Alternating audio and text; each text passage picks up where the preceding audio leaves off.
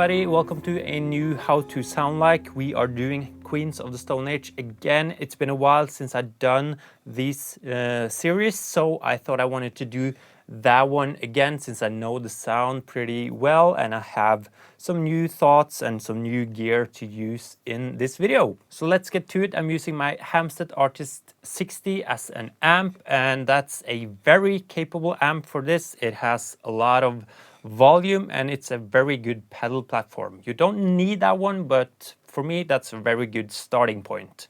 I'm miking that one up with a Lewitt MTP 440, like a close mic, and I'm also running the signal into my Torpedo Live, so I'm basically recording with two microphones and I'm blending those in my DAW.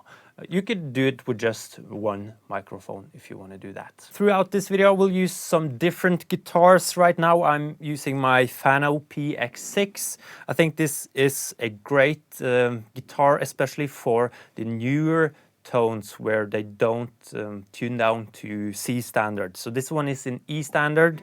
I really think the mini humbuckers are great for this sound. They are not too muddy. They can be more bright, and yeah, they don't have too much output, so I think this is a really good guitar for that sound.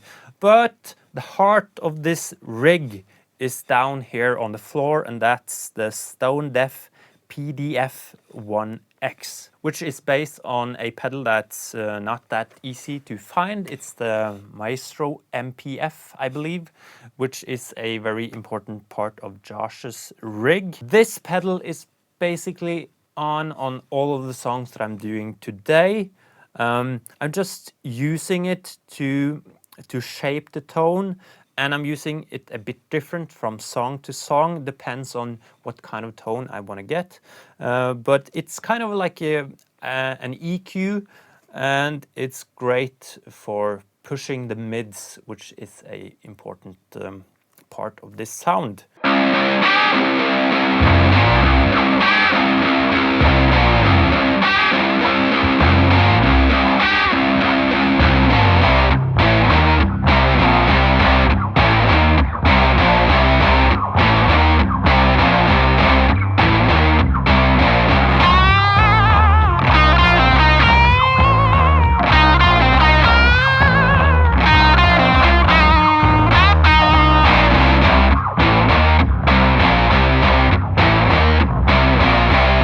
Another really important pedal is this one from Torino Audio, a new one, I believe, right now when this video is made. It's only available through a Kickstarter campaign. I've done some videos for Torino and they are great. I really like this one. I use it basically to simulate that the amp is a bit more driven than it is. And the combination of these two pedals are basically in all the songs that I'm doing today. I'm going up a bit on the tone, up and down on the tone, and up and down on the gain on the Organic Spice, which is the boost pedal. We can just hear my clean tone. This is just the Hamstead.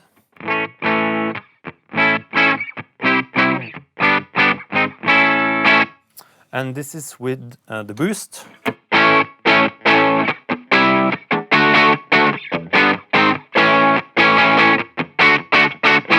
So let's kick in the PDF.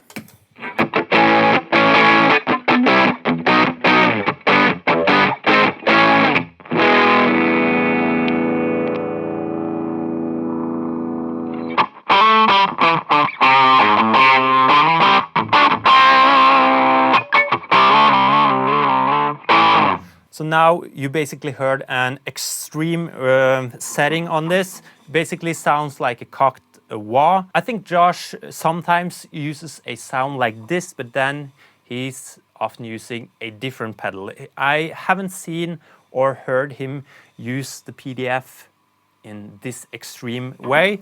It's usually a bit like a broader push and not that honky. But you can get that from this pedal if you want to.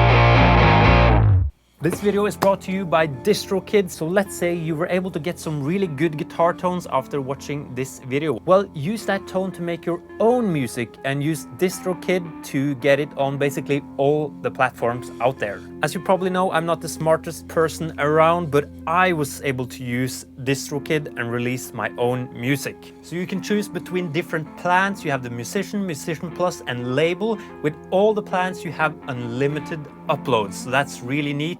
And a new feature is that you can sync your lyrics with Instagram and Apple Music. Tell me that I'm strong, probably cause there's no... Yeah, you get the idea. And that's a pretty cool feature, so all that your new fans can sing along to your tunes. Sign up with DistroKid now. If you use the link down below, you will get 7% off your first year. And this is very important. When you decide to upload some music on DistroKid, please let me know here on YouTube or on Facebook or on Instagram. I really want to check out your music. So that's DistroKid, a really easy way to release your music. Check out the link down below for a discount. And there's also a built-in overdrive section on this one, which you can turn off and on.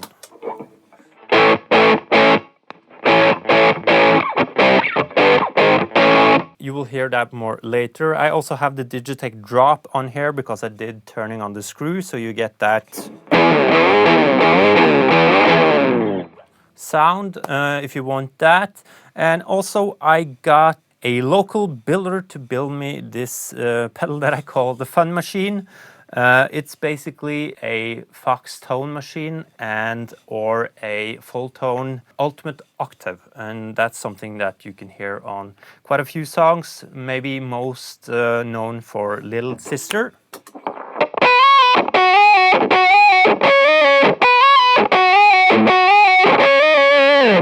And also you can hear Josh using this pedal in Them Crooked Vultures quite a lot.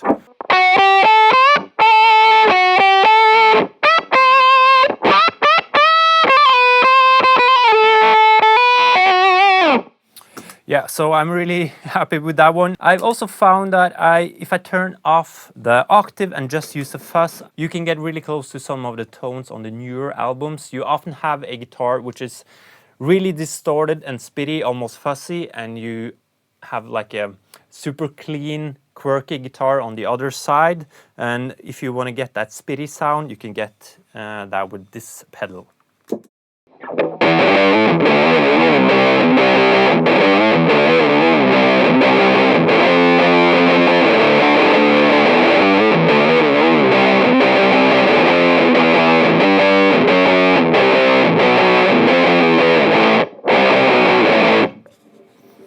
Okay, let's change over to a guitar that is tuned down to C standard, and we can probably get some sounds that sounds pretty familiar.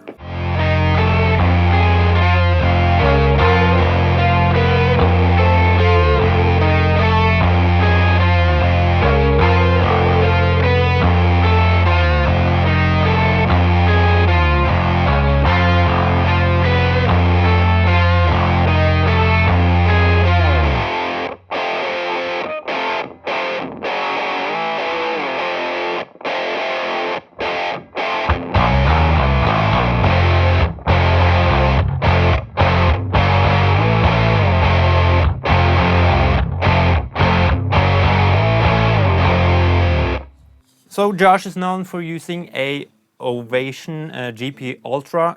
He's not using them anymore. He's mostly using Echo Park guitars, but he used the Ovation up until and with Songs for the Deaf, as far as I know. This is the one from Eastwood. It's pretty spot on when it comes to looks, and when it comes to sound, I think it's very spot on, and it's a huge part of his sound, I would say. At least the earlier one. So again, here's just with the boost.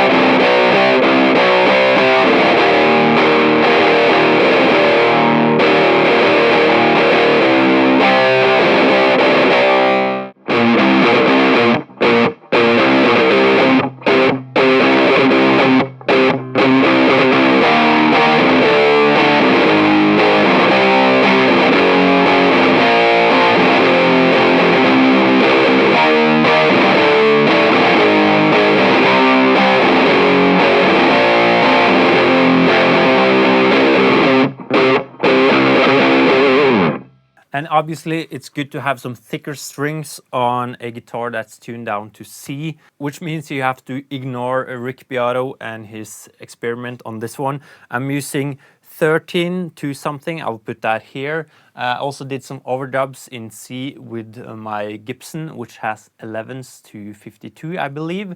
That's a bit on the thin side, but it also works. I would maybe go for 12s or 13s for standard C.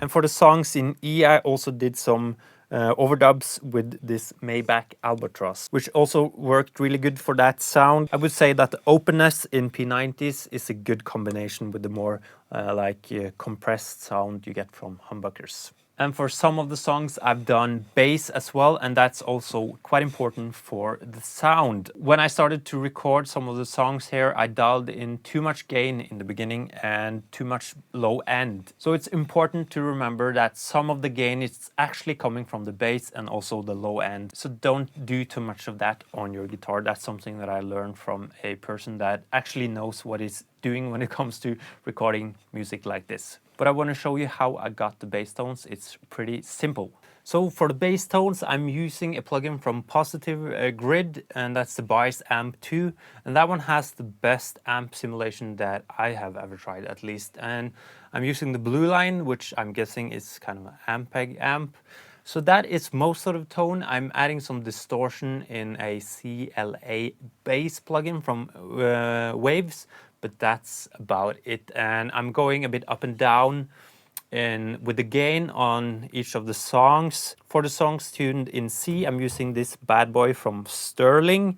It has active pickups, or an active pickup. You don't need that. I'm actually turning down the preamp quite a bit on this one to make it more passive, I would say. So yeah, here's the sound.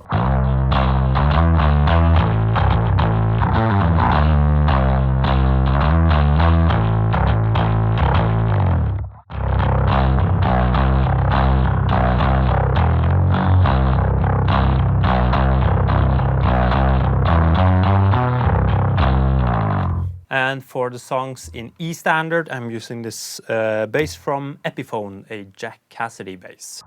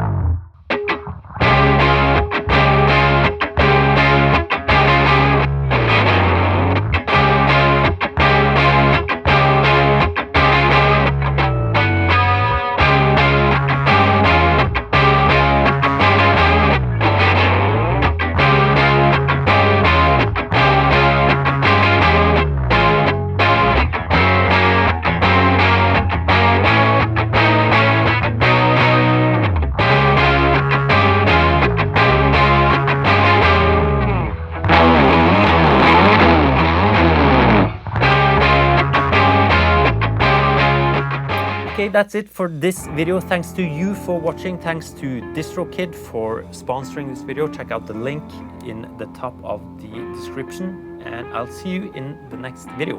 Bye.